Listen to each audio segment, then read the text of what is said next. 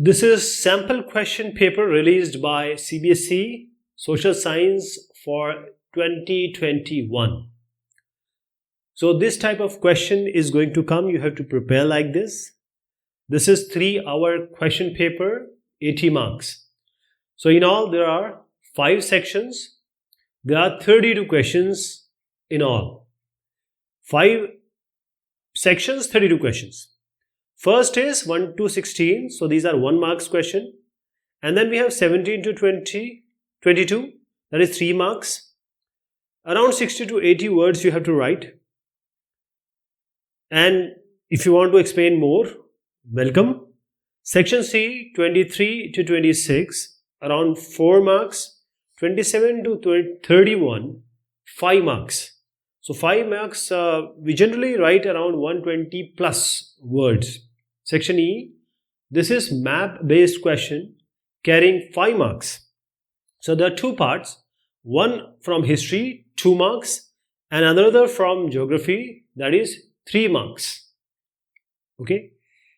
So what I suggest always is that map based question are more scoring and it takes less time.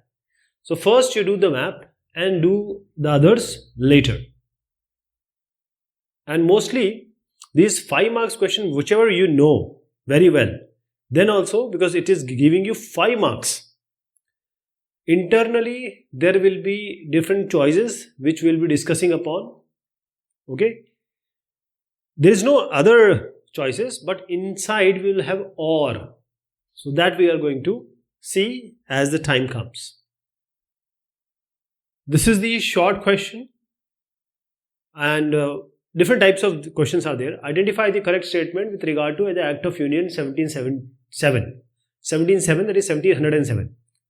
So this was the act. The answer is C. The formation of United Kingdom of Great Britain. So this is United, that is why we call it as United Kingdom. That is why we see Ireland is different and UK is different. UK. Because in the Great Britain means England and Scotland. So the act of union between England and Scotland that was passed in 1707. And this was known as the Treaty of Union. Union ki sandhi. That is the creation of Great Britain. So this was the political union of Kingdom of England, which was already there, and the Kingdom of Scotland. They had Raja Rani, King, Queens, and now it was a act of union that combined these two. Which of the following treaty recognized Greece as an independent nation? Greece. So the answer is, where it was properly recognized Greece as an independent nation, the answer is Treaty of Constantinople. Treaty of Constantinople. The answer is why it is. The explanation of this is, under this treaty, this Greece was recognized as an independent nation, Swatantra Desh, independent nation. So this Treaty of Constantinople ki Sandhi, was a part of Constantinople Conference which began in 1832. And here France, Britain and Russia at that time, they were the supreme powers, great powers. One side, the other side it was Ottoman Empire, basically Turkey and others. So this was a participation of conference, and in this Greece was given independent nation. Which of the following was the reason of calling off the non-cooperation movement by Gandhiji? NCM, non-cooperation movement. There is another question coming in the later part which is asking about non-cooperation movement. So we'll discuss about this in detail. But what we have to see here is Gandhiji never wanted any kind of violence. He wants everything to be peacefully. Even if you have some trouble, you have problem, you do andolan, you do protest with all non-violence. So non-cooperation movement was the non-cooperating of, because he just said don't cooperate with the Britishers. Asahयोग Andolan. So answer is Chauri Chaura incident, because what happened here is the Congress procession of around 3,000 plus farmers, peasants, They were fired upon by the police in Chauri Chaura. It's at Gorakhpur. So the police fired at these farmers, and the angry crowd of 3,000 plus, they got angry. So they set this police station on fire. And because of this after effect of angry crowd setting up the fire, 21 policemen got killed. 21 policemen. And when Gandhiji came, this incident came into notice, because he always emphasized no violence, only peaceful procession, only peaceful thing. Okay? And because this violence came, Gandhiji withdrew the movement in 1922. Now let us fill in the blank. So the first is business. One of them you have to do, not both. So business process outsourcing is an example of BPO, IT industry. Now if you purchase anything, say computer or IT thing, if you have any problem, you call customer care and they will solve your problem. Okay? And who are going to solve your problem? These people of BPO only. So information technology is the answer of the first one. Second, fill in the blanks. If you choose the second one, Green Revolution has helped dash industry to expand in different parts of India. The answer is fertilizer, or you can also answer as agro-based. Right? There are different answers possible.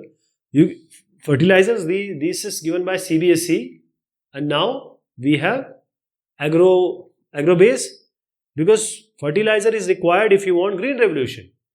By basic compost, and this is not possible. You have to have fertilizer. So as I was telling, you also can have agro-based as the answer here. Choose the correctly matched pair about the primitive cultivation in India from the following option.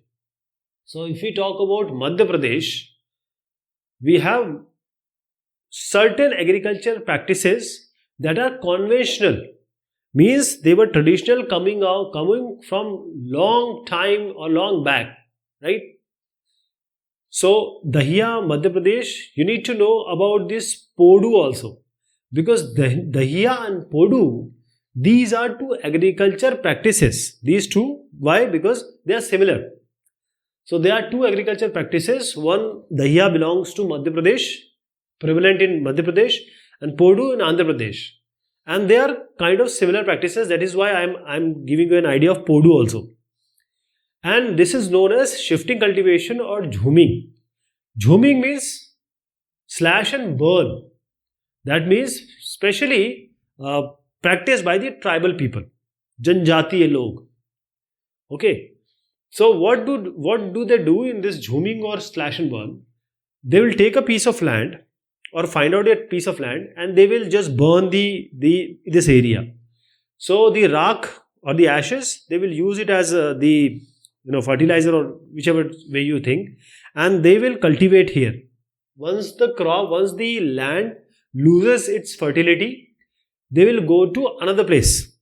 That is the fertility. They will grow certain crops, and then they will go to another place, and they will do the same thing there also.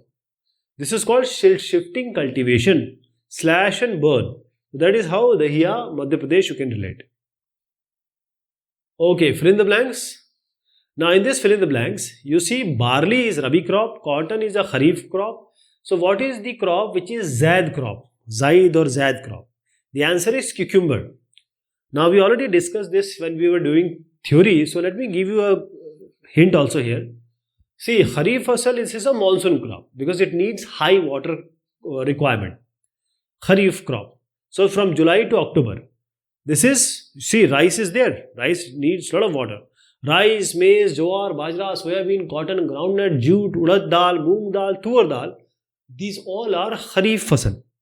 From July to October. Rabi. This is a winter crop. Winter crop. October to February.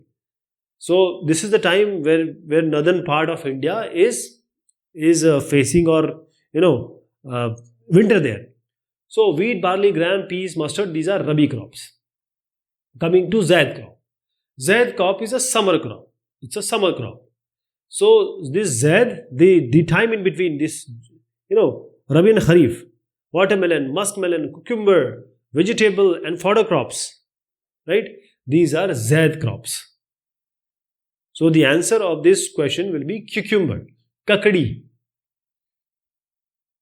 Identify the soil with the help of the following features. So first is given is red to brown in color. It's not black, it's red to brown. Bhuri, lal bhuri, red to brown. It's not black, right? So almost we are having an idea now. Sandy in texture and saline in nature. Sandy will be only near wherever we have arid or semi-arid region, and there is no moisture, there is humus also is lacking. So we are talking about arid soil. I hope you got the idea. We are talking about arid soil. It lacks humus and moisture. Sandy in texture, saline in nature, red to brown in color. So all these three we can match this with arid soil. Arid soil. Sukhi mitti, sandy mitti, marusthaliya mitti. So I'll just give you an idea and you will be, relate this. See, this is the Rajasthan area and here water is less. So that is how this arid yellow region is Rajasthan area. You get all this kind of soil. Now you see this belt, this is alluvial soil because we have a lot of many rivers, Ganga, Yamuna. You can say this is a Doab region or belt. So you get what? You get good alluvial soil. You go up, you will have mountainous or forest kind of area. A type of millet rich in iron, calcium and other micronutrients and roughage is millet mota anaj. Not rice and wheat, but more than that. So we call it as millet. So this is, see, ragi. Ragi is the answer here. So let us see here, we have millets here. And we have millets, in this millets we have jawar, bajra and ragi. And these are all the kharif crops. And if you see here, there are two, bajra and ragi have very high nutritional value. That is what the question is asking. And all this thing is better related to ragi than the other one. Ragi is the answer. Population of Sri Lankan Tamils is concentrated in dash region of Sri Lanka. Now this is the map of Sri Lanka. So ethnicity, basically we have Sinhalese, Sri Lankan Tamil, Indian Tamil and Muslim. So the question is asking about Sri Lankan Tamil. So what about Sri Lankan Tamil? That is around, a kind of orange color if you see. So you can relate, ethnicity is some culture you can relate. Okay. Because Sikhs, you can find out they are having turbans. So the question being asked here is that we are talking about Sri Lankan Tamil. So it's upper region, that is the north region, and the eastern region, that is the right region. So this is the area we are talking about. So north and east is the answer. Others also you can see, Sinhalese, most of the part, and the central part is mostly Indian Tamil. So north and east is the answer. North and east. North, this is east. Now these two questions are in OR. You have to answer either of this. Both the questions have similar answer actually. So define majoritarianism. Majoritarianism. So majoritarianism and ethnicity, they are quite related. So let me answer it. Majoritarian means, let me give an example first. See, if you take an example, say India or Sri Lanka, we have mostly in India, we have Hindus and around 13 to 14% Muslims and other ethnicity like Sikhs and Jains and Buddhists, etc. Now what will happen? Hindu are big brothers and Muslims are their younger brother. So it's the responsibility of the big brother to take care of the small brother. That happens. But if what happens, these are big and small brothers I am trying to emphasize. Now what happens that the big brother is not saving the Muslims or the small brother, rather they are attacking the Muslims. Means the Hindus trying to kill Muslim or trying to do everything that make them more marginalized. For example, in Sri Lanka, Sinhalese are in majority and Tamils are in minority. So the Sarkar, the government, the constitution, every government firm, they started doing everything so that the Tamils don't get their proper rights. So the Sinhalese majority, they did everything to do the majoritarianism. They were not acting as a big brother, rather they were attacking this Tamil. That is why this LTT was formed, and rest is history.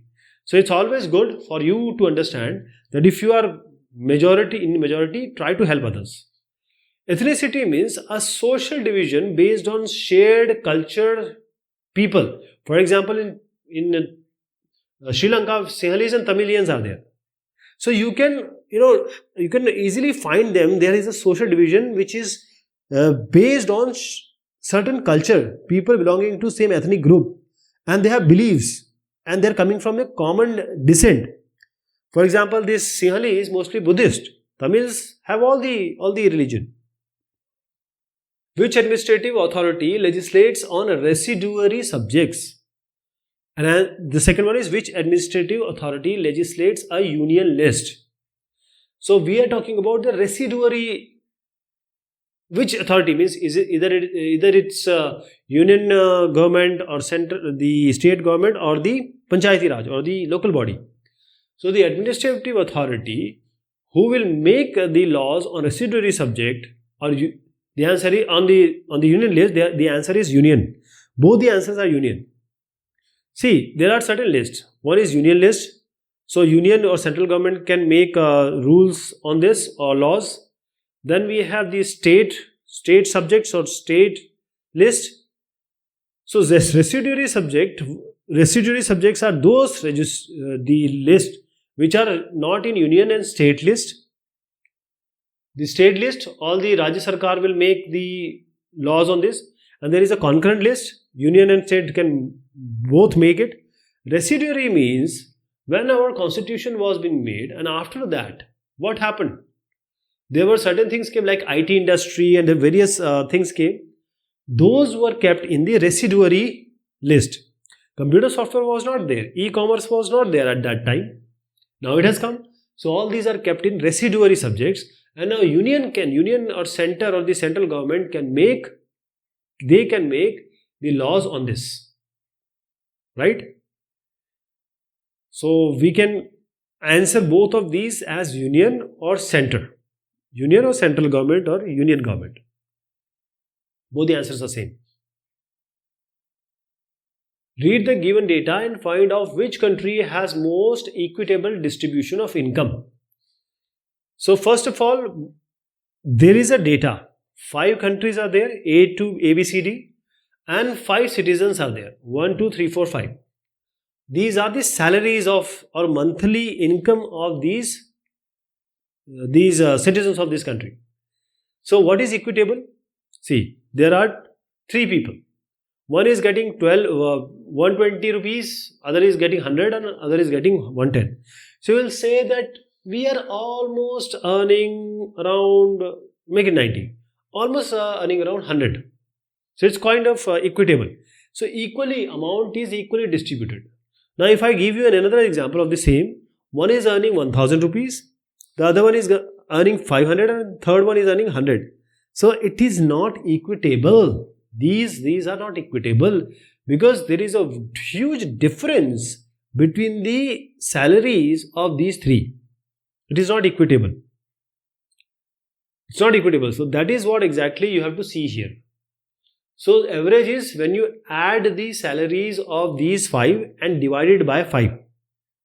Average has come from adding 5 of the row number, the different rows, all the cells of this row and adding and dividing it by 5. So let us take an example C. 4,200, around 4,200. 4,200 is the average. But if you take a difference of 400 from it, you will see 3800. Now coming to 7500 and this 4200, assume it to be 4200. So 7500, so the difference is 3300. So this also seems to be equitable, almost equitable, but there is a difference. 500 rupees difference is there. Now come to 10,500. Now when you take the difference between 4,000 and 10,000, assume it to be 4,000, 10,000, the difference of this, the average and the 10,000 is too much. It is not equitable. But if you take country A, you see the difference between all these columns and the average is almost similar. That is, all are above 10,000 rupees and all are below 11,000 rupees except citizen number 2. That is, the average income is between 10,000 and 11,000 except 2. The difference between 2 and average is also very less. So this is equitable. This is equitable. Read the information given below and select the correct option. So we'll understand this by reading. Okay. So Mohan is an agriculture laborer. There are several months in a year. Agriculture labor. So he is working as a labor in agriculture. Right? Now, there are several months in a year where he has no work and needs credit to meet his daily expense. That means when he is when the crop is growing, or sowing period, and then it is growing, in the time of growing he has no work, so he has to take loan to meet his daily expenses. Now he depends on the employer, whosoever is the employer or the landowner, for credit, who charges an interest of 5% per month. For example, 100 rupees if you take from him, he'll say you have to give 5 rupees every month. Means if you return, it has to be 105. So Mohan repays the money by working physically for the landowner on his farmland. Now he is working. He is working for landowner, and his interest is going on and on and on because he is not repaying it. Right?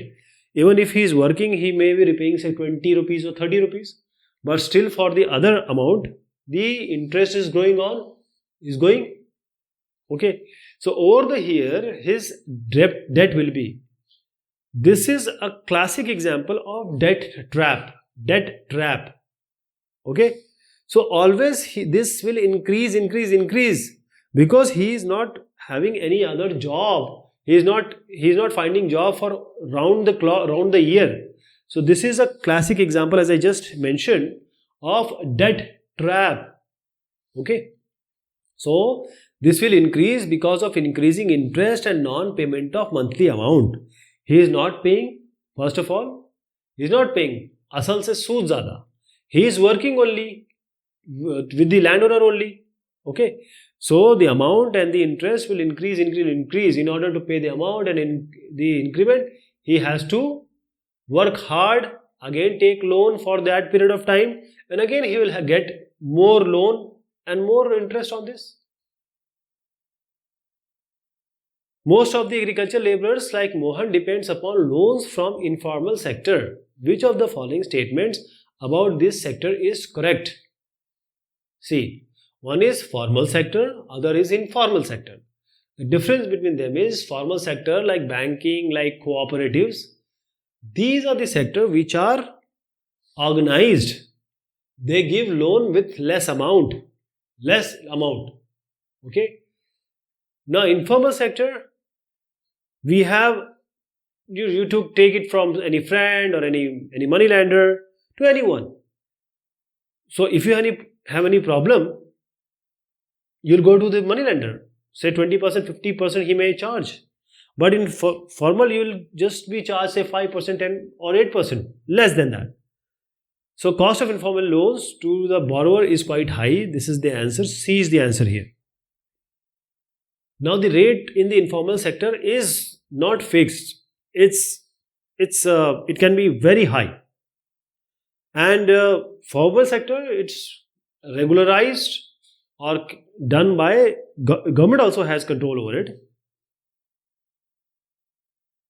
Which one of the following options describe collateral? Collateral. So what happens here? You go to someone, like you come to me, I don't know you, and you say, give me some money. I'll say, I don't know you. I don't know you. So you'll say, okay, keep my watch, keep my mobile. Then if you give me some guarantee and some stuff, I can give you some money. Even if you go to a bank is not knowing you. If you take the money and run, what the bank is going to do? For that, you have to have some asset as guarantee for loan. Along with this asset, you have to have guarantor also. That means this amount, say 100 rupees you are taking, you can't even repay 50. Nobody is going to give you 100 rupees. But if you are earning, say 10,000 or having 10,000 of asset, and anybody can give you 100 rupees if you put some asset. Because if you give the asset as collateral, you may be given a loan because you have the repaying capability. Read the given statement in context of globalization and choose the correct option. So the answer here is C. This is lead to spread of technology, culture and disease from region to another. So if you see here, globalization is Vaishvikaran. So India company, it's not working in India only, it's also working in New York, it's working in Tanzania, it's working in China. So the company is working everywhere, wherever it is possible. This is globalization. So any technology which is in New York, it can come to India. Tanzania culture can come to India. But there is one more issue.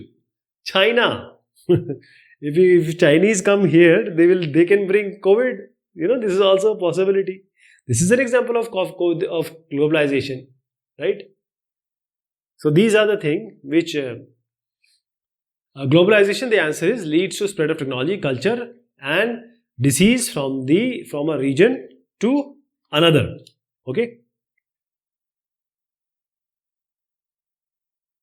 Now in this question which is given here, there are two statements here. Okay. Let me give an answer, the discussion first. So first is assertion and second is this reason. Assertion means you are saying something, and reason means you are giving reason for logic for why you have said this. Now you see a farmer or an IT professional. You have Kisan or the peasant want more production, and IT maybe he want more money or salary hike, or he want to go to offshore for work. Okay. But people want freedom, equality and security and respect. Both of them. Everyone wants freedom, swatantrata, equality, barabari, security, suraksha and respect. Izzat. Everyone wants this. So the answer here is both A and R are true, and R is the correct explanation of A. This is the answer. Right? Now coming to section B, this section B, this has, so you have to answer depending upon the marks. So you have to write these three and maybe more and explain it also. So there are many things which started this non-cooperation movement. So we'll start with this. Always see that when you have 3 marks, always give 4 marks. 5 marks question gives 6 points. So against Rowlatt Act, Jallianwala Bagh incidents and Khilafat Andolan. So these were 3 causes why it all started. So Rowlatt Act, let me show you here. So it was a very repressive act. Rowlatt was the chairperson who devised this. And after that, because people were against this and there was a peaceful gathering, the Jallianwala Bagh massacre happened. So after that, they said, okay, we will be not cooperating, and that will be the NCM, not non-cooperation movement. So now Rowlatt Act was anybody can be held on suspicious activity and he can be sent to jail for 2 years. Jallianwala Bagh massacre, people were gathering on the Vaisakhi, and General Dyer came and ruthlessly fired on kids and women, etc. Khilafat movement, it is very quite confusing basically, because we think that it is something related to India. Khilafat movement was not related at all with India. What was going on in the other part of the world, especially in the Muslim world, this happened. So what happened here was, during the First World War, Turkey, and it was the central power, and this central power you can relate it with the Ottoman Empire. Okay, so the First World War, Turkey as an Ottoman Empire was very powerful. Now they are fighting against British. After Turkey got defeated, the Britishers and others, they wanted to dissolve this caliphate. Caliphate means the Ottoman Empire or a regime. Now all the Muslim world at that time regarded the Sultan of Turkey. They regarded the Sultan of Turkey as their leader, religious leader, or Khalifa. Khalifa. That is the religious head of the Muslims. And the Khilafat movement, it was launched by whom? Ali brothers in India. Muhammad Ali, Shaukat, Azad, and Khan and Hasrat Mohani. They also they wanted to get the support of, because Mahatma Gandhi wanted their support, and they are giving the support because they are actually against whom? They are against Britishers, and non-cooperative movement is also against the Britishers. That is how the Muslim fraternity also joined with this non-cooperation movement. So this was Khilafat movement, not related to India, but they related to the British, what were doing in the Muslim world. Britishers doing what in the Muslim world. That is how they also were included here. So Rowlatt Act, Jallianwala Bagh incidents, and Khilafat Andolan, you have to write. At least give two lines about that. Explain the measures and practices introduced by the French revolutionaries to create a sense of collective identity amongst the French people. Now what happens? You see any country, take example of our only. What will happen? Some people will gather and they are in majority. And they will ask the other community, for example, other caste, creed or religion people, they'll say, sing this song, sing this, and if they're not able to sing, or they will say no, then they are like anti-nationals, or they are not from our community. They are not nationals. So this is how the politics work. Not only in our country, it works everywhere. That is the flag or the anthem that make people come together. That is the communitism. So this happened in the French area, also French revolutionaries. When they want to have volunteers, they want people to come, they would want people to understand and being a part of this movement. So if you see Sare Jahan Se Acha, if this song is sung anywhere, all the Indians, they have goosebumps, because it is all related to our country, our strength, our plurality. So the ideas of Le Parti, the fatherland, that is our country, this is what our land is, and Le Citoyen, that is the citizen. So these emphasize the notion of united community and combined community enjoying equal rights under a constitution, under Samvidhan. A new French color or French flag with tricolor was chosen, because royal standard was replaced by this. The Estates Generals was elected by the body of active citizens. So the citizens are now electing, and it was renamed as National Assembly. New hymns were composed. Martyrs like we have Rabindranath Tagore and many others who created songs in India, and that make everyone come together. Similarly, the hymns were composed, and the people who died fighting, like martyrs, they were commemorated, all in the name of this nation. So it was a kind of way to get people's attention and show their belongingness to the country. A centralized system of administration was introduced. Uniform laws were made for all the citizens. That is, uniform law for everyone. Like the previous one and this one of them you have to do. Like Germany, Italy too had a long history of political fragmentation. Explain. So we know that Germany, it was divided and then it was combined, and now we have a combined Germany. So East Germany, West Germany, now it's combined. Italy too has this. You have to explain. There are too many things which we will discuss about. First thing, Italians were scattered over different dynasties. They were king of different dynasties. Though it was Italy, they were Italians, but different states. The Sardinia Piedmont, it was ruled by what? It was ruled by Italian princely house. I'll talk about this just now. So it was ruled by Italian princely house, Sardinia Piedmont. Italy was unified in 1861, and then Victor Emmanuel II, he was proclaimed king of the United Italy combined way, right? And Giuseppe Mazzini, he had sought to put together a program for unitary Italian Republic, that this is the combined program of our United Italy. The unification of Italy was not done in 1 or 2 days. It was, a result of many wars. Through a very tactful and mindful diplomatic alliance with France by Chief Minister Cavour. And one more important person, Garibaldi, he also joined this fray. So let me explain you in other words also.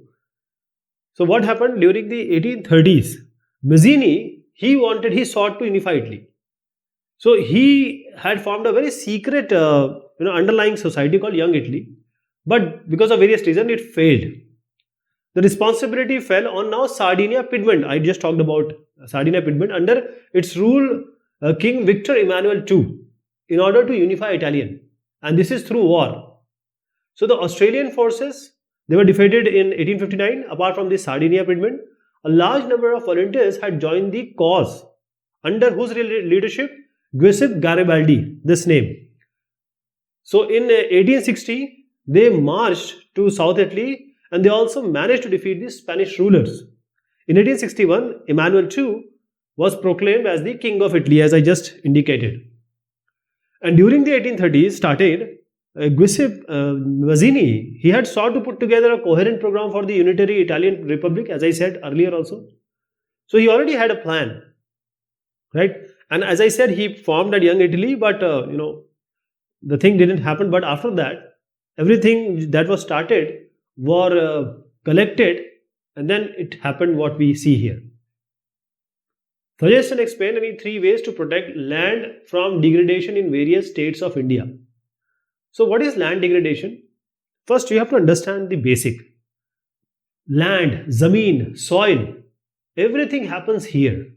If you talk about crops, if you talk about transport, roadways, railways, anything, see, you take out this khanij or the minerals, mining activities are done here. So if this land, which is the basis of everything, for your food and everything, if you degrade it, or in any way it degrades by itself, if you don't have plants, you won't have food. You don't have pashu or animals, you won't have food. So this is the basic thing you have to understand. The question is how to protect this land degradation. So first is afforestation. You need to have lot of forests. You have to have trees, plants. So if this tree is at angle, this tree will grab the soil. It will hold the land. So if you have multiple, then the water cannot take away the upper soil. Upper soil is always very fertile. So this is afforestation. Proper management of grazing. Now you have different places like grassland and plants are there. Now if animals are overgrazing, what it means? They will be eating a lot, and there will be soil that can be taken away by air. And planting of shelter belts of plants, by plants, for plants. For example, you have sea and very strong wind is coming from anywhere. You can have a shield like this. Plants or big trees can be put in there. So this land degradation can be done by water, air, and there's so many things which causes it. And the sand dunes, if you go to the Marusthal area or the area which is desert, There you need plants, but at that place you don't have those plants. Thorny bushes are there. So you need to grow it. Mining activity, we take out from the heart of the soil or earth, we take out different minerals and we just leave it. So this is the degradation of land only. You cannot use it for any other purpose now. So proper handling of mining activity is also very important. Also the waste which are coming from industries or which are coming from house, they have to be treated. And any other point like afforestation, you can write deforestation has to be stopped. Like this you can also answer. Describe any 3 steps taken by the government towards decentralization in the year 1992. So what happened here is, what is decentralization? I'll give an example first. In your house, there is your grandfather. Now grandfather has 3 or 4 sons, like your father, your uncle and etc. Now many wives are there, kids are there. Now all the control is with the grandfather. Nobody can answer or question him. Nobody can take their own decision. So there is no personal space. There is no decentralization of power here, or the responsibilities are there. So this is what was being sought by our constitution maker. They understood it. So centralization became very important, because our constitution, it was different states which came together. They were independent. So the constitution mandate to hold regular elections to local government bodies. We have union government, you have state government. Now what we want? There was Panchayati Raj. So this all changed. So we have say 23 crore of UP state. 23 crores population is there. Now the person sitting in Orchha near Jhansi, how the Lucknow people will know? You have to have a local level of government also. For that you need Panchayati Raj. So now there is a third level of Sarkar or the body. So the constitution mandated to hold regular election to local government bodies, this Panchayati Raj. Okay. So this was the step of decentralization. Reservation of seats in these election bodies for the destitutes, scheduled castes, scheduled tribes and backward classes, and also 1/3 for the women. 1/3 for the women. That is, if 90 are there, 30 has to be women. Okay. And there was a creation of state election commission, and that was to conduct the panchayat and municipal election. We have the election commission of India, we already have. But this state commission has nothing to do with that. Its work is for conducting the panchayat and municipal election. The state government are required to share some powers also and revenue with the local government bodies.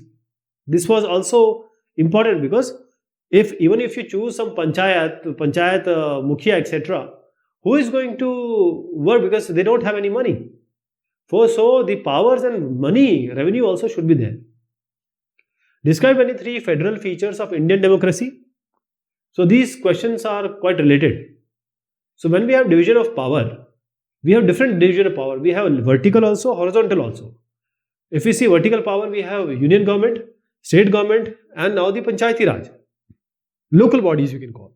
Okay. And we have horizontal also. So we have legislature, we have judiciary, and then we have executionary. So Vidhayika, Nyayapalika, or executionary, that is the executioners.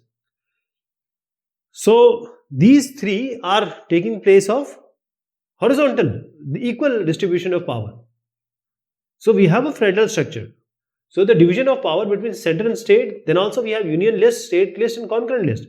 Along this we have residuary subject also. That is, after constitution, whatever came, which were not being decided at that time, now they come in residuary subjects. So we have the union territories like the Puducherry, like Jammu Kashmir and Ladakh. So we need to have control of which we have union territories that is controlled by the union government, that is the central government. So these are the 3 federal features. You can add more also, which I just included in the horizontal or vertical type. Imagine yourself to be XYZ, a member of a women self-help group. Analyze the way through which your group provides loan to the members. So first you try to understand this self-help group means what? That is Atmanirbharta of certain people, a cooperation, coming together and helping others. This is the basic essence of the humanity. So like BC or all these names are there, kitty party, they use this. So in this normally we have 15 to say 20 members normally, and they contribute every month. They contribute say 25 rupees, 100 rupees, depending upon the people. Means if somebody is rich, he can give more. Now the ability to save, now they can save here rather than going to bank. Now what happens? There are 20 people, and one of them, what happened? One of them has some problem in their house. Kid is not well, and someone has to marry his girl, kid. Now they can take the money from this self-help group. That is, member can take small loans from the group interest to meet their needs. Now the interest rate is very less here, because there is no sahukar, there is no money lender, there is no Seth or zamindar involved. The money lender will say, okay, I'll give you 100 rupees, but I'll take 15% of interest. But in self-help group, they'll take the money and they will be charged say 2%, 3%. It's very less. What will happen? So the self-help group will, get money also, and also the members will be helped whenever they require it, rather than going to bank or going to big people who may decimate them in the later when they are not able to pay the rent or whatever, or money or return. So this happens. After a year or two, if the group is regularly saving, it becomes eligible for availing loan from the bank also. So that is how cooperative has come. The issue of sustainability is important for development. Examine the statement. So what is sustainability? If you want a development, it has to be sustainable. What does it mean? It means, I'll give you an example. There are 3 levels of generation or 4 levels of generation. So you, your father, your grandfather. Okay. Now what happened? Your grandfather has say 100 units, resources or money. Now he utilized 10 and he gave your father 90. Now your father did what? He utilized 80 and he just gave you 10. Now you just have 10. What will you give to your coming generation? So this 100, say these are all the resources of our Mother Earth. Now if you utilize it wisely, with your mind, with proper usage, so later you will not be able to give this to, if you are not using it mindfully, you won't be able to give anything to anyone for your coming generation. Okay, so everyone has to use things or resources the way it should be. Will be used by a later generation, right? Either it may happen the next generation won't come even. Okay, so sustainable development aims at fulfilling the need of today without compromising the needs of the future generation. First thing is this. And sustainability is the capability to use the present resource judiciously and maintain the ecological balance. That is, whatever you are doing today has to be used by others also in coming years. So environmental protection, and also you need to check the environmental degradation. You have to protect, you have to check that also. Stop any misuse by you or anybody else. Source based question, case study based question. So we have a source, we have a content, the text will be there, and on the basis of this source, the question will be asked. So we have to read it. One is 4 question weightage is good. So following the defeat of Napoleon in 1815, so we are talking about Napoleon 1850, European government were driven by a spirit of conservatism. Conservatives believed that established traditional institution of state and society like the monarchy, the church, the social hierarchies, property and the family should be preserved. So we are talking about conservatives. Conservatives, their questions will be coming on this only, conservatives. Most conservatives, however, did not propose a return to the society of pre-revolutionary days. Pre-revolutionary, they don't want to go to those days, conservatives.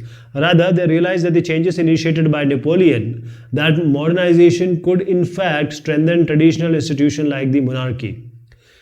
It could, means whatever Napoleon has started, let us, put it forward and take it forward. It could make state power more effective and stronger. A modern army, an efficient bureaucracy, a dynamic economy, the abolition of feudalism, the serfdom could strengthen the autocratic monarchies of Europe. So all these, good army, good bureaucracy, economy.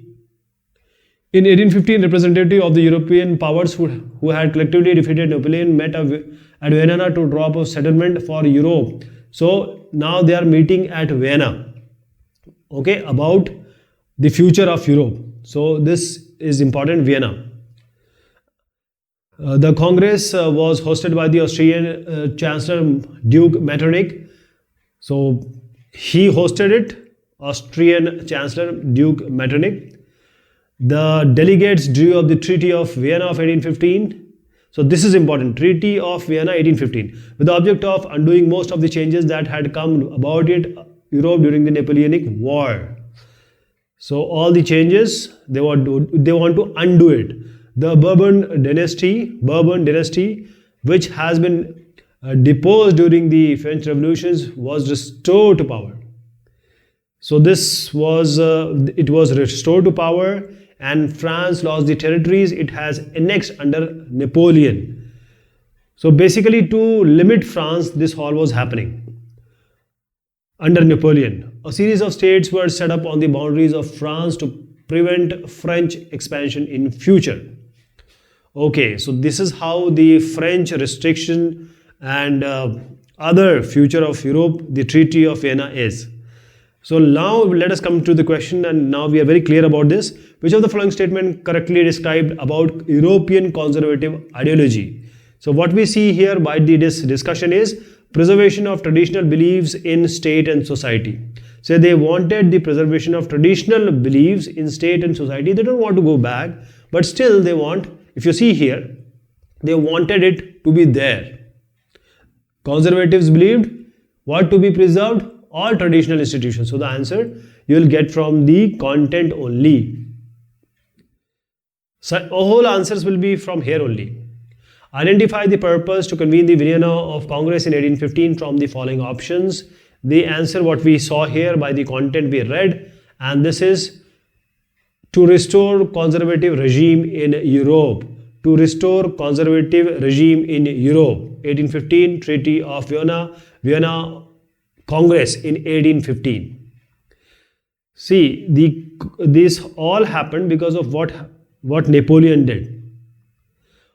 What did conservatives focus on at the Congress of Vienna? Select the appropriate option. So conservative focused on what in this treaty, on this discussion? The answer is they wanted to re-establish peace and stability in Europe. The problem was under a certain regime, especially the people and person and the country we talked about, the stability and the peace was not there. They wanted that the peace and stability need to be restored, need to be re-established in this part of the world, Europe. How did the Congress of Vienna ensure peace in Europe? Select the appropriate option. So how they are going to restore or ensure the peace? The answer is laying out a balance of power between the great powers in Europe.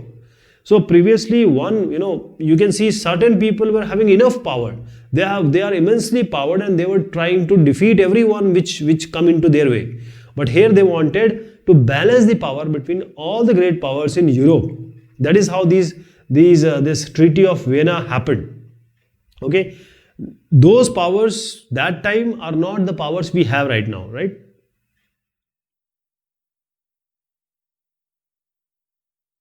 Now again, and this is about the manufacturing industries, not only help in modernizing agriculture, which forms the backbone of our economy. They also reduce the heavy dependence of people on agricultural income by providing them jobs in secondary and tertiary sectors. So primary, secondary and tertiary, these are three sectors. One more, quaternary is also there.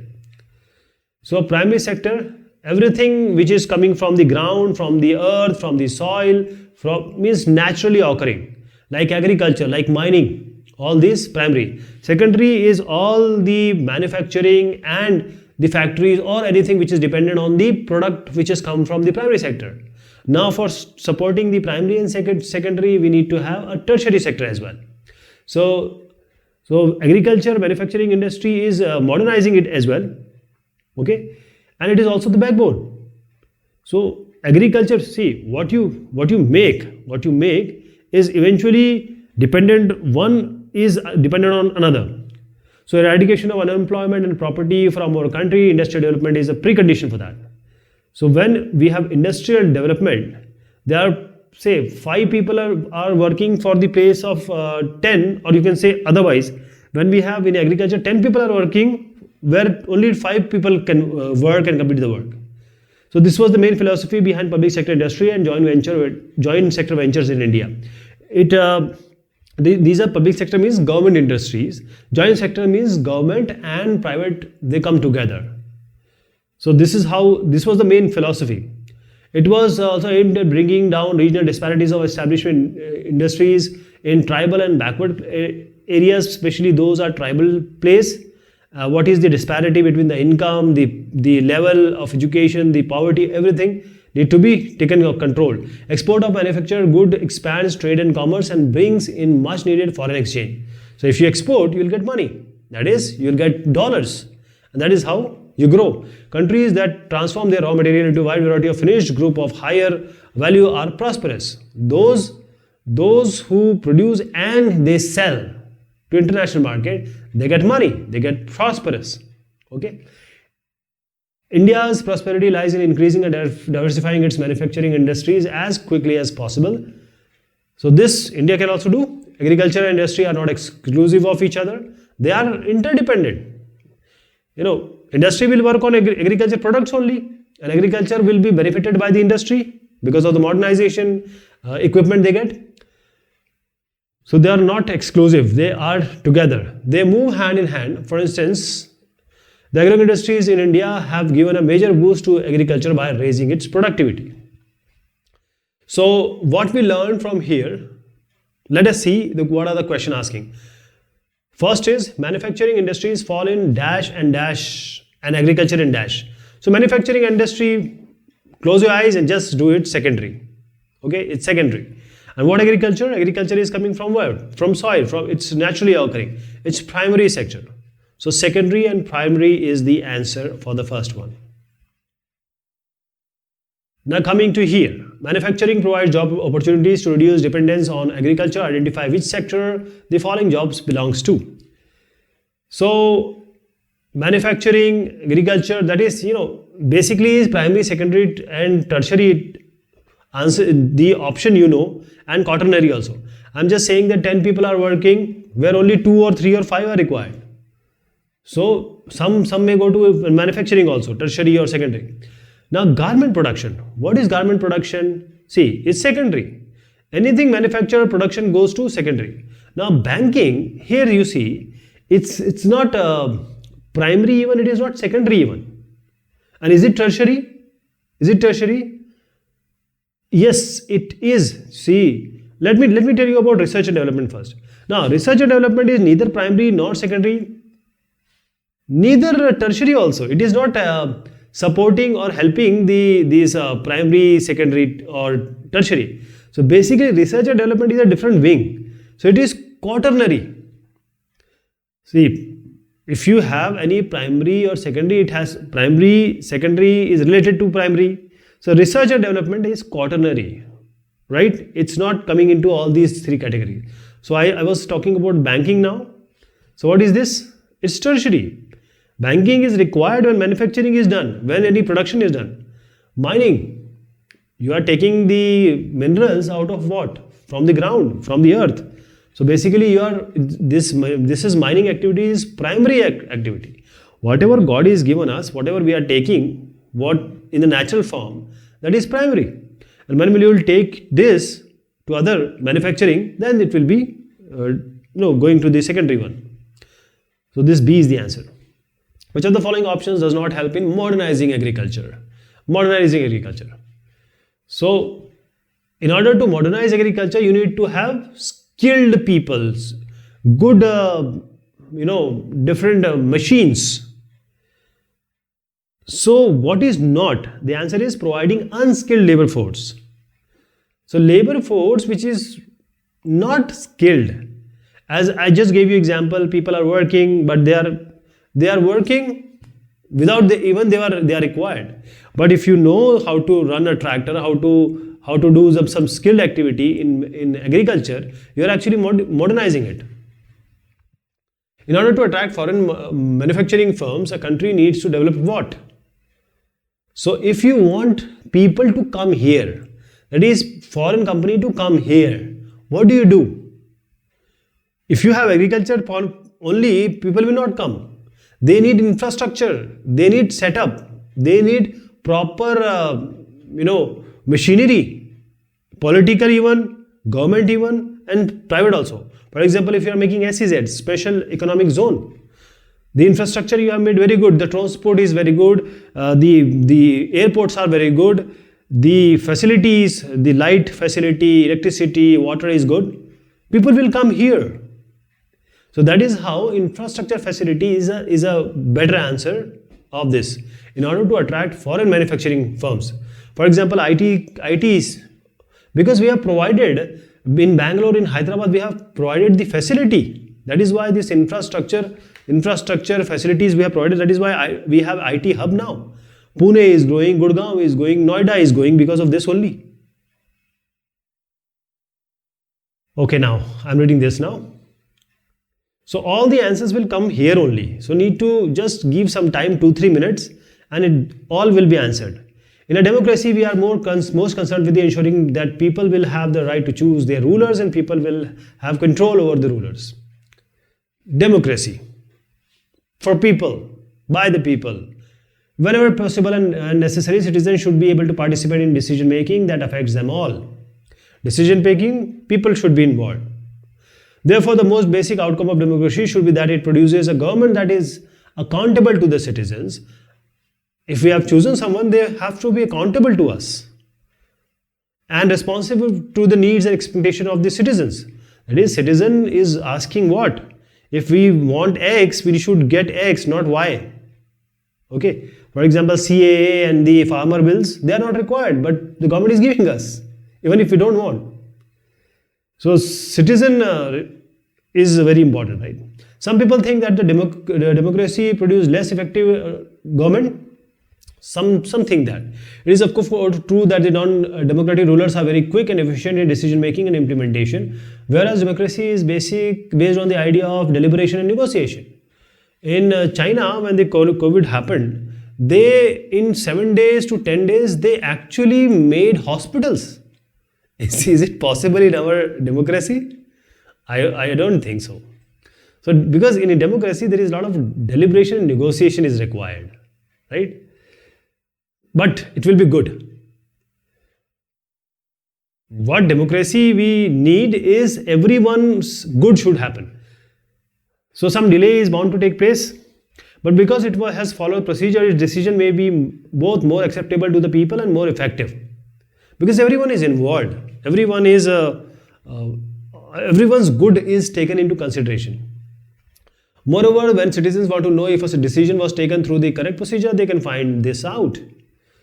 They know it. They have the right and means to examine the process of decision making. We have RTI 2005. So now we can know what government is doing, what the government people are doing. This is known as transparency. It should be open to everyone. This factor is often missing from a non-democratic government. Non-democratic government can do by whatever they decide. People have to follow this.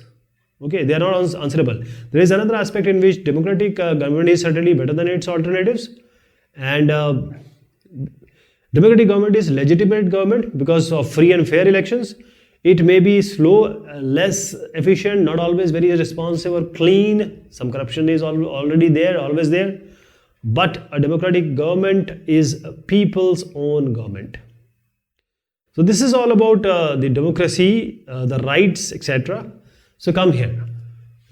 First is people right to choose their own rulers is called as it's called a right to vote.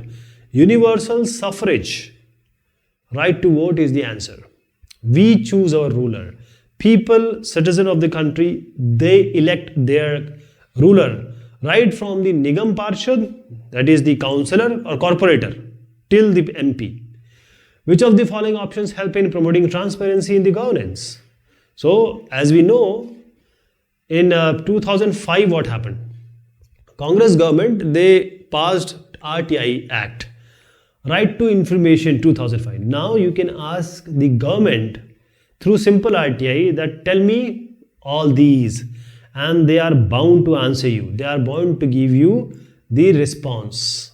So they are answerable, government is answerable to you, to the people of this country. Dash makes the government legitimate. As I just said, who makes it? Free and fair election.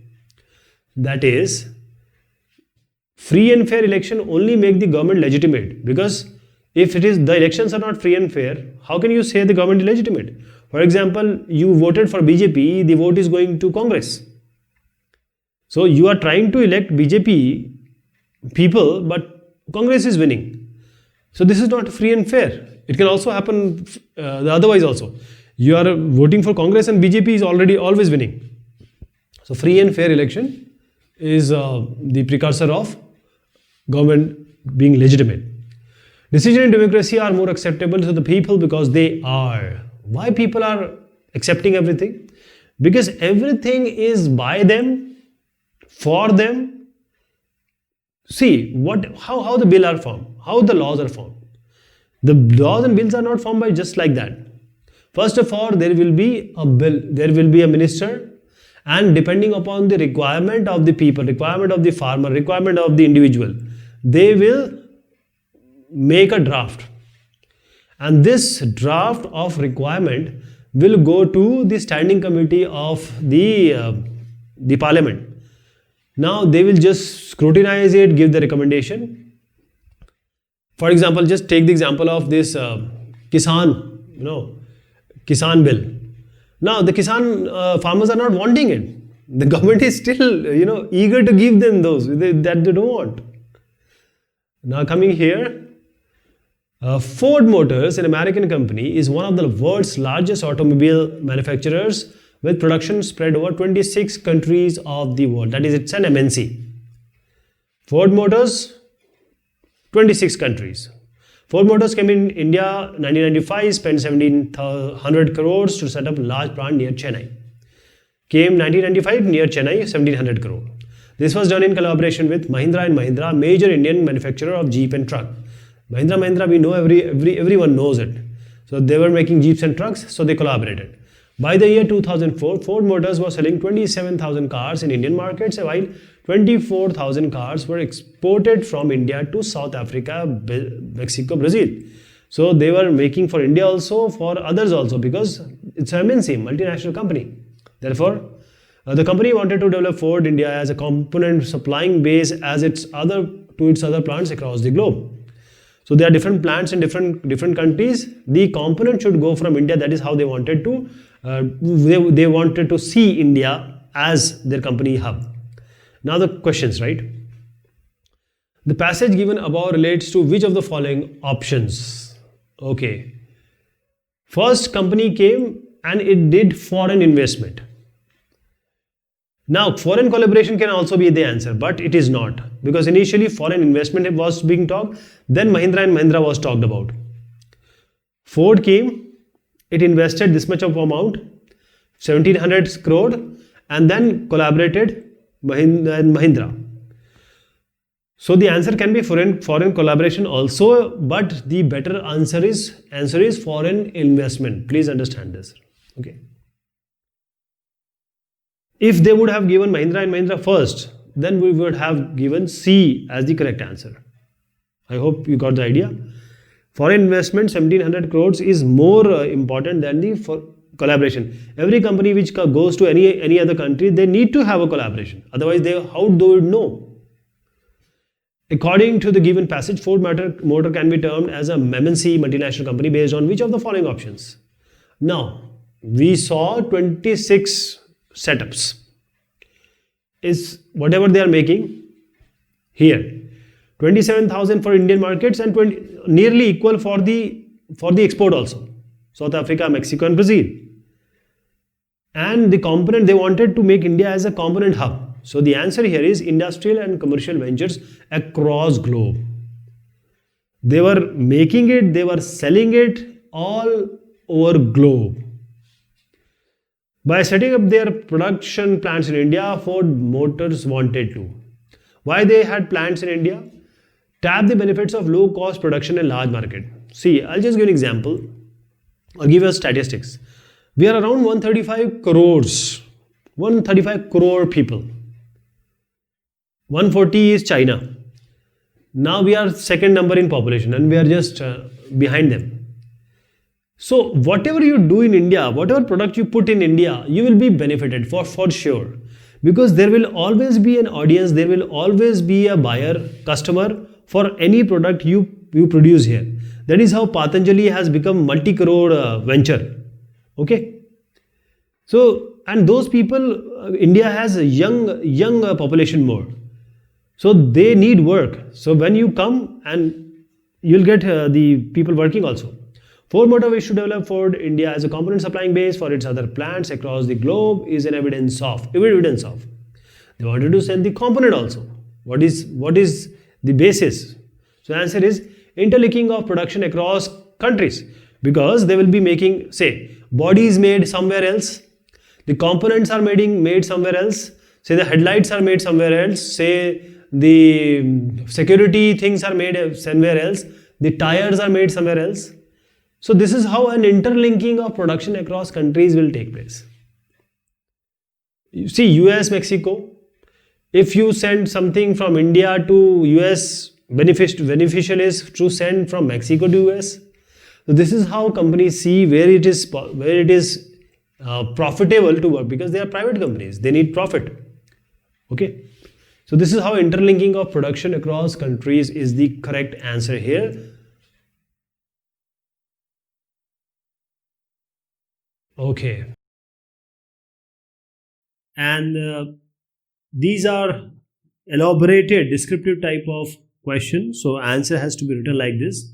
More than 120 plus words you have to use. How did people belonging to different communities, region or language group develop a sense of collective belonging in the 19th century India? So what happened at that time? You know, if you do something, you want people to come together and you want to do something for the betterment of your land. You are protesting, you are fighting with someone for some rule, regulation they have made. So you need to have a group.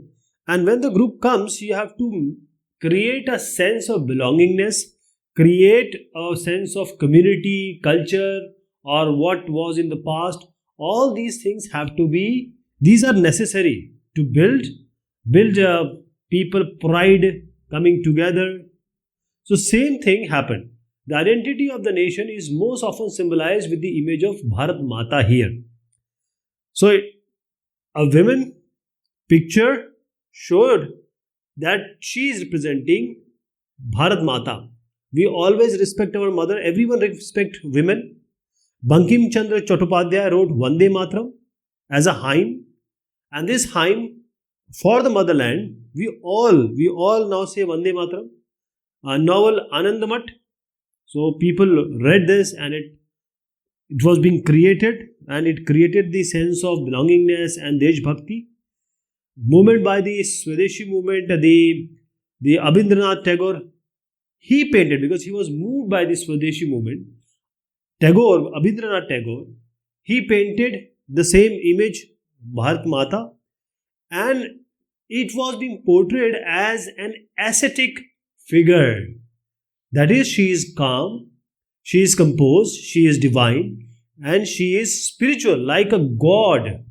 Like, so, in the ideas of nationalism, because India is a country of villages, folk, culture.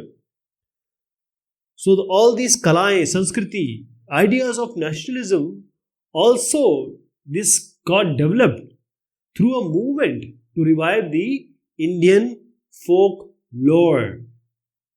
Okay, so there's various sense of nationalism which came up, icons and symbols in unifying people, making people come together. So these symbols and icons were important and inspire them for the feeling of nationalism, bhakti, desh prem, nationalism. And during this Swadeshi movement in Bengal, a tricolor flag, this flag consisting of three colors, red, green and yellow, this was designed. This was designed. And then a reinterpretation of the history, that is the culture, the long history we have, like the Marathas, the Bengals and the Hyderabad's. This tried to give a sense of pride in the nation, instill a sense of pride in the nation for the people of this country. So this is how in the 19th century it happened. Explain the meaning and notion of Swaraj as perceived by the plantation workers. How did they respond to the call of non-cooperation movement, Asahayog Andolan? Now Swaraj means the Raj of people, the power of people, non-cooperation movement. This various people took this NCM in different way, or they thought, or they described it or understood it in different way. For example, the plantation worker in Assam, we know that Assam is very famous for the tea gardens. So this plantation worker, because it has to be hand-picked. So Swaraj for them meant the right to move freely in and out of the confined space, because under the Inland Immigration Act of 1859, the plantation workers cannot go outside, they are not permitted to live. So they got this idea that they can go outside this confined place in which they were enclosed for years, and that means they can go to their village back home from wherever they have come, mainly from Bihar, Uttar Pradesh, etc. Now they can go back to their home, to their villages, to their people, to their family, wife, sons. So this was the sense, because as I just indicated, under this Inland Immigration Act of 1859, the worker who are working in the plantation, because England, it was all about tea. So these plantation workers were not permitted to leave the tea gardens without permission, and they were not even given permission. Rarely, some case they would get, but mostly they won't. So they are only secluded or from the other parts of the society. So when they heard that this NCM, thousands of workers defied the authorities, they defied them, and they just left the plantation, and they just wanted to go home. They were headed from wherever they have come. They just started for their home. They believed that Gandhi Raj, that is the Swaraj, is coming, and everyone would be given land in their own villages. Everyone will get their land. They don't have to come here in this Bandhua Mazdoor or Begar and work in the plantation worker. They never reached their destination because it was strike. So railway, steamer or whichever transport was available, it was on strike. So they got stranded. And finally, they were caught up by the police.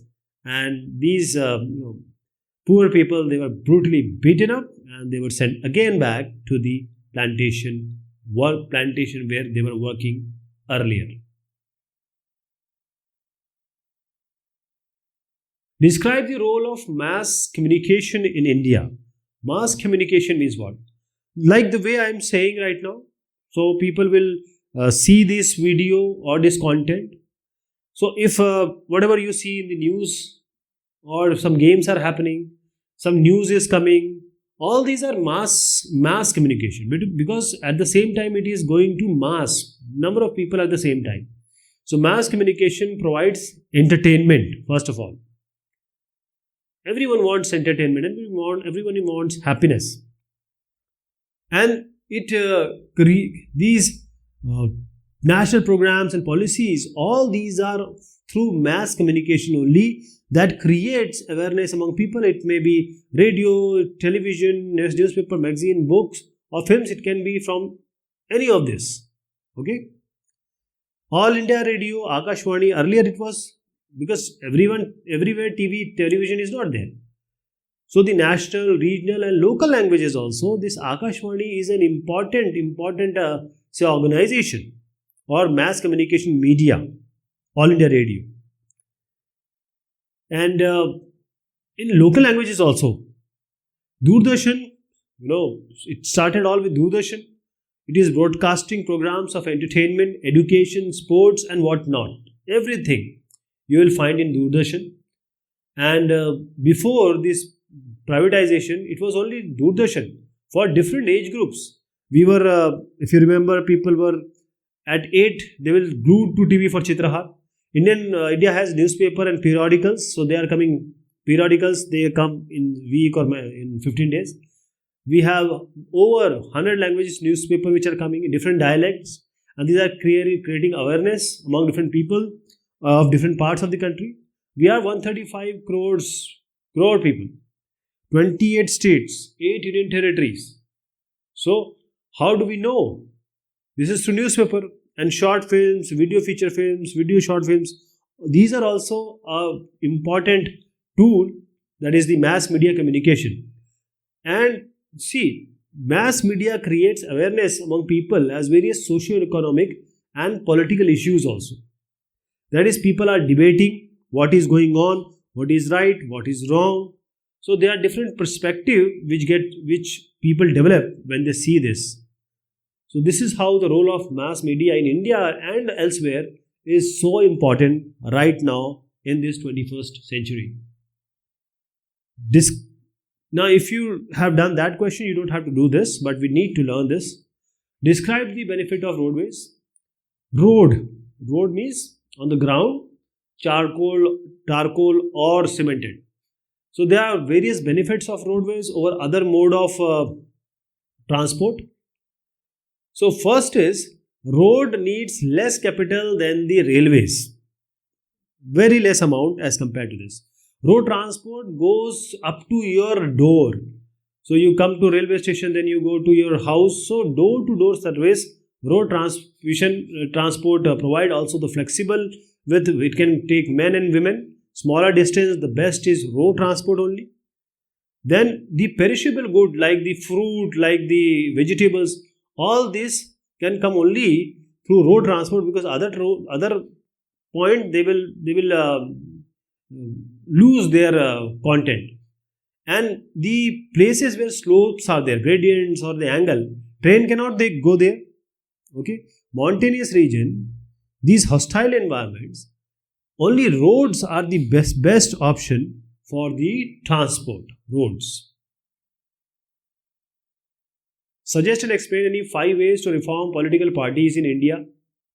See, political parties in democracy plays an important role.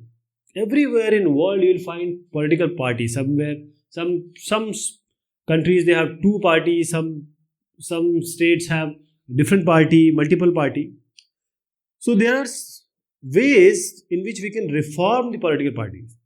A law should be made to regulate the internal affairs of the political parties. What is going on inside the party? This also has to be taken care. This also has to be discussed.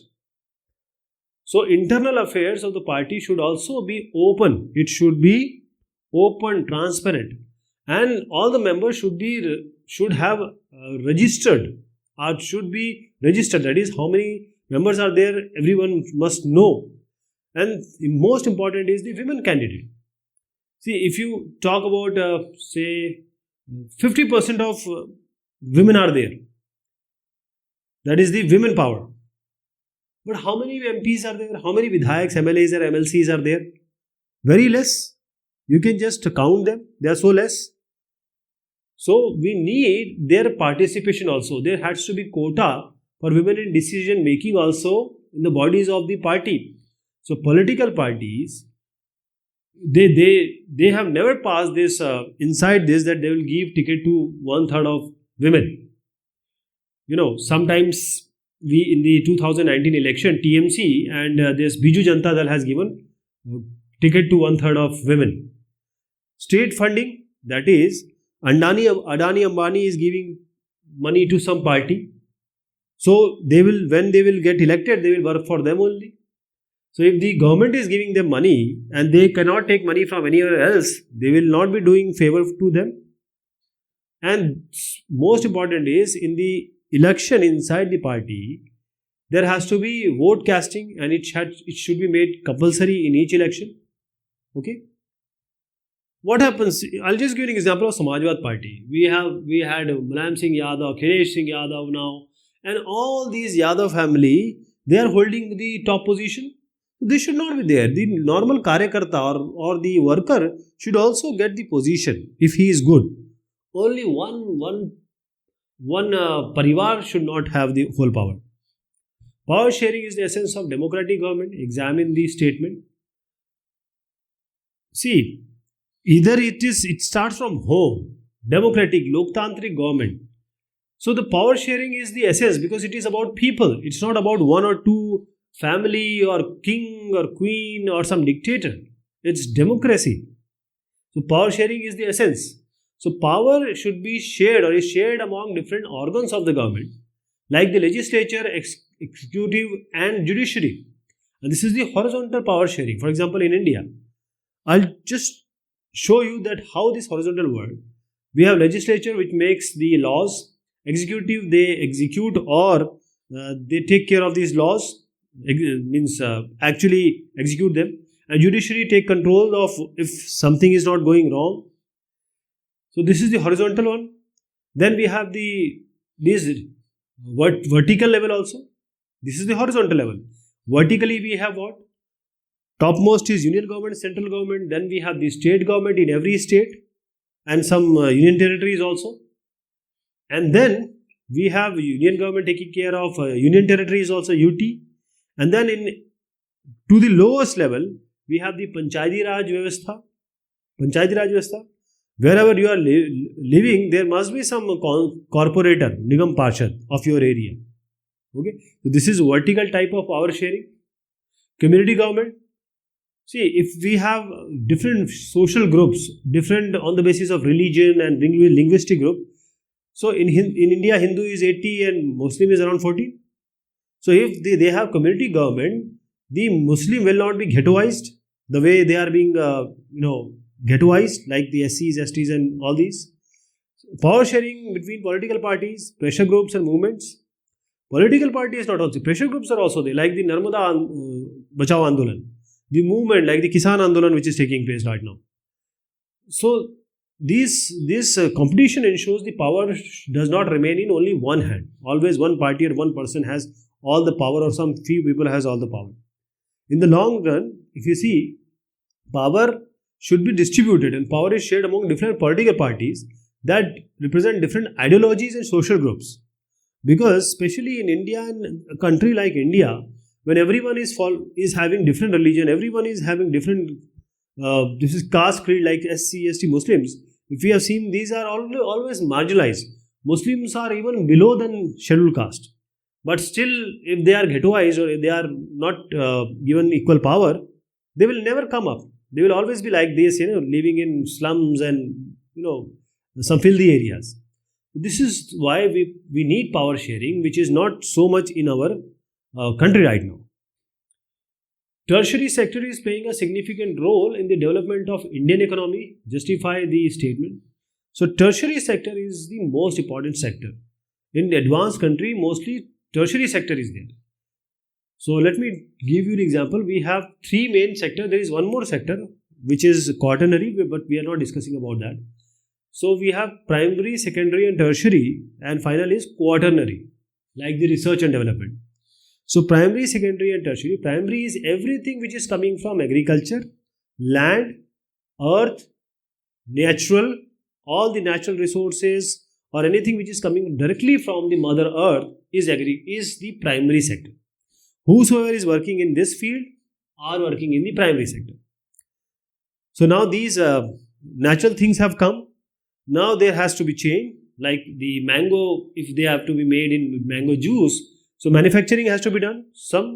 Then tertiary is that department or that field. They are supporting this primary and secondary like banking, school, hospital, etc. So they are actually supporting everyone which are coming under primary and secondary. So this is primary, secondary and tertiary. So this tertiary sector is playing a significant role in the development of Indian economy. I'm just saying that 10 people are working, only 5 are required. 5 are working, but they are saying that we are also employed, but they are not. They can just go to say tertiary sector. They can also get money, and they can emancipate the level of their house and community. Hospital. If you are a human, you or even in the animal, if you need a hospital because it's a body and you are going to get some problem. So basic services such as hospital, education institute, post and telegraph services, transport, banks, insurance companies are in this group. Basic services. Okay. Let me tell you again: hospital, educational institution, post or telegraph services, basic services, transport, bank, insurance companies are in this tertiary sector. And these are so important now because everyone has to die. Everyone has some other trouble. And development of primary and secondary sector, tertiary is actually helping to develop them. The development of agriculture and industry. This leads to what? Eventually, it leads to the development of services like the transport, trade and storage. Okay. So this is how it helps in development of primary and secondary sector. Then rise in income levels. So as the income level rise, certain section of people start demanding many more services. Like they want to eat out, they want to do tourism, they want to go for shopping, they want private hospital for any ailment. They want their kids to go in the private schools and have professional training centers. So this has to come because people are getting more money now. The average income is increasing. So this basic services, development of primary and secondary sector, rise in income and economic levels, also rise of information technology.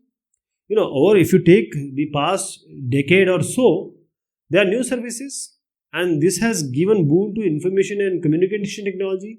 This has become so important and essential now.